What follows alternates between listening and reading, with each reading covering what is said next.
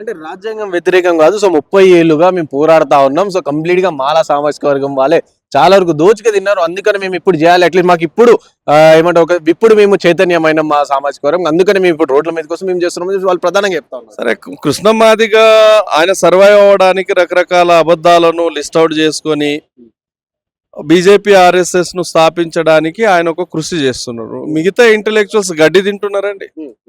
Professor Visvesvaraya కడుపుకు అన్నమే తింటున్నాడు కదా, ప్రొఫెసర్ తిరుమలి కడుపుకు అన్నమే తింటున్నాడు కదా, జర్నలిస్ట్ విఠల్ అన్నమే తింటున్నాడా? నేనేమంటున్నానంటే కృష్ణమాదిగా వేయించినటువంటి కమిషనే ఉషా మెహ్రనే పేజ్ నంబర్ 54 లో మాదిగాస్ ఆర్ బెటర్ దాన్ మాలాస్ అని రిపోర్ట్ ఇచ్చింది. నేను చెప్పడం పక్కన పెట్టండి. రెండవది, ఇప్పుడు జర్నలిస్ట్ పృథ్వీరాజ్ అయినా వీళ్ళు ఎక్కడ జర్నలిస్ట్ లో కానీ, రెండవది విఠల్ అయినా వీళ్లకు విమలక్కకు ఈ ప్రొఫెసర్లు సోకాల్డ్ నాయకులకు మేము సూటిగా ఈరోజు ప్రెస్ మీట్లు ఏం చెప్తున్నాం, మాదిగల కంటే మాలలు ఎక్కువ లబ్ధి పొందుండ్రని మీరు నిరూపించినట్లయితే 30 లక్షల రివార్డ్ ప్రకటించినామండి. ఎవరైనా రండి నిరూపించండి, 30 లక్షలు తీసుకెళ్ళండి. అంటే దాంట్లో ఎంత పెద్ద అబద్ధం ఉంటే మేము 30 లక్షలు ప్రకటిస్తున్నాం అన్నాం. నిజం ఉంటే అంటామా? రేపు మీరు నిరూపిస్తే నేను మీకు 30 లక్షలు ఇవ్వాలి కదా, నిజం ఉంటే ఇవ్వాలి కదా. అది నిజం కాదు కాబట్టి మా దగ్గర అథ్లెంటిక్ డాటా ఉంది కాబట్టి మేము చెప్తున్నాం, మాలలు ఎక్కడ దోచుకు తినలేదు, మాలలు ఎక్కడా లబ్ధి పొందలేదు. ఇది కృష్ణమాదిగా అండ్ ఎంఆర్పిఎస్ బ్యాచ్ చేస్తున్నటువంటి గ్లోబల్ ప్రచారం తప్ప ఇంకేం కాదు. వాళ్ళ మాటలో వాళ్ళ మాయలో పడినటువంటి మిగతా పౌర సమాజ నాయకులుగా చలామణి అవుతున్నటువంటి వాళ్ళు క్రాస్ చెక్ చేయకుండా వాళ్ళకు వన్ సైడ్ మద్దతు ఇచ్చారు. ఇవ్వడానికి కారణం ఏంటంటే పృథ్వీరాజ్ గతంలో ఎవరు బండి సంజయ్తో కుమ్మక్కై తెలంగాణ రాష్ట్రంలో బీజేపీని తేవడానికి ఆయన కలిసిండు. కారణం ఏంటంటే ఈయన కాపు ఆయన కాపు.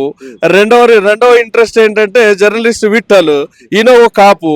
వీళ్ళు ముగ్గురు కలిసి కృష్ణమాదిగా, జర్నలిస్ట్ విఠల్ అండ్ పృథ్వీరాజ్ తెలంగాణ రాష్ట్రంలో కాంగ్రెస్ ప్రభుత్వాన్ని డిస్టర్బ్ చేసి బీజేపీ ప్రభుత్వాన్ని బీజేపీని తేవడానికి వీళ్ళు ఒక దొంగ నాటకం ఆడుతున్నారు. ఆ నాటకంలో భాగంగానే ప్రెస్ మీట్లు పెట్టి ఇప్పుడు నేనేమంటున్నా, విఠల్ ఎవరికైనా మద్దతు ఇవ్వచ్చండి, ప్రజాస్వామ్యము భారత రాజ్యాంగం అడిగిచ్చిన స్వేచ్ఛ. పృథ్వీరాజ్ ఎవరికైనా మద్దతు ఇవ్వచ్చు, అదే అతనికి ఇచ్చినటువంటి స్వేచ్ఛ. మీరు ఎవరికైనా మద్దతు ఇవ్వండి, ఏ సిద్ధాంతానికైనా ఇవ్వండి, నా కులాన్ని అనే అర్హత నీకు ఎక్కడిది? విఠల్కు నేను అడుగుతున్నా, మాలలు సామాజిక స్మగ్లర్లని నువ్వు ఎట్లా అంటావు? నీ స్మగ్లింగ్ గురించి బయట పెట్టమంటావా? స్మగ్లర్లకు స్మగ్లర్లే కనబడతారు.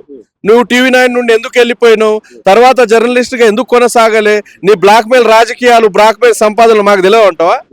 విఠల్ ఒక విషయం గుర్తు పెట్టుకోవాలి, మేము ప్రజాస్వామిక వాదులం కాబట్టి ఇంకా 3 రోజులైనా ఆయన స్వేచ్ఛగా తిరగగలుగుతుండేమో.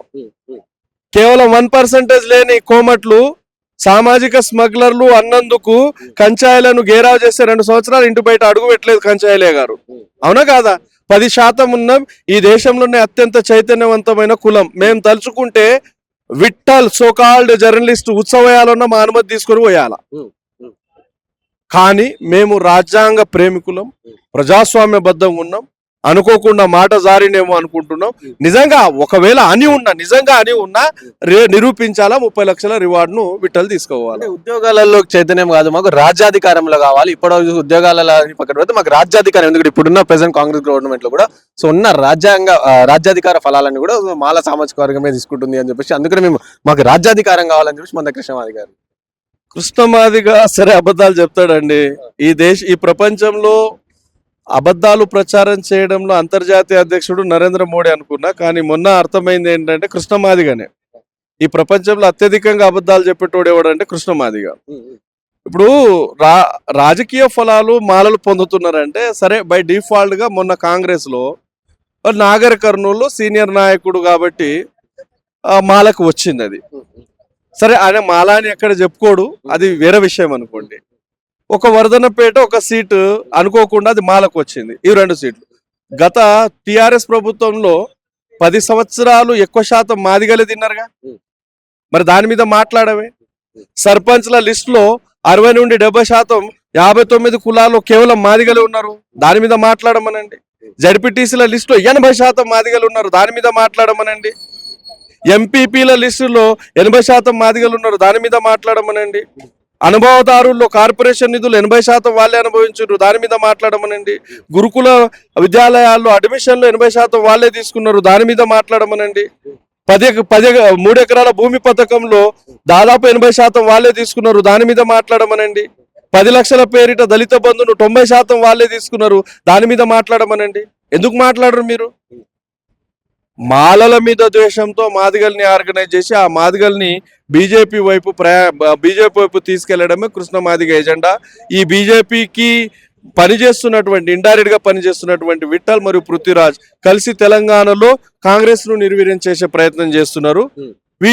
బీజేపీ దొంగల ముఠా వీళ్ళందరూ ఆడుతున్నటువంటి నాటకం తప్ప వాళ్ళు చెప్పే దాంట్లో సత్యం లేదండి. అంటే మీరు కాంగ్రెస్ కి సపోర్ట్ చేయాలని చెప్పేసి చెప్తా ఉన్నారు, అంటే వాళ్ళు బీజేపీకి సపోర్ట్ చేస్తున్నారు అని అంటారు కదా. సో కాంగ్రెస్ బై డిఫాల్ట్ గా మాలలు కాంగ్రెస్ తో గతం నుండి ఈ రోజు వరకు ఉన్నారు, బై డిఫాల్ట్ ఉన్నారు. మా కులానికి ప్రత్యేకంగా ఒక పార్టీ అంటూ లేదు. అలా అని మేము కాంగ్రెస్ గుత్తా కూడా తీసుకోలేదు. మా కులంతో ఎవరు ఉన్నారో మేము వాళ్ళతో ఉన్నాం. సో విన్నారు కదా, ఇది దిగంబర్ కాంబ్లే గారు చెప్తున్న పరిస్థితి. సో ప్రధానంగా చూసుకుంటే సో ఎస్సీ వర్గీకరణ సంబంధించి సో కంప్లీట్ గా తప్పుదో పట్టిస్తా ఉన్నారు సోకాల్ మంచి కొంతమంది లీడర్లు.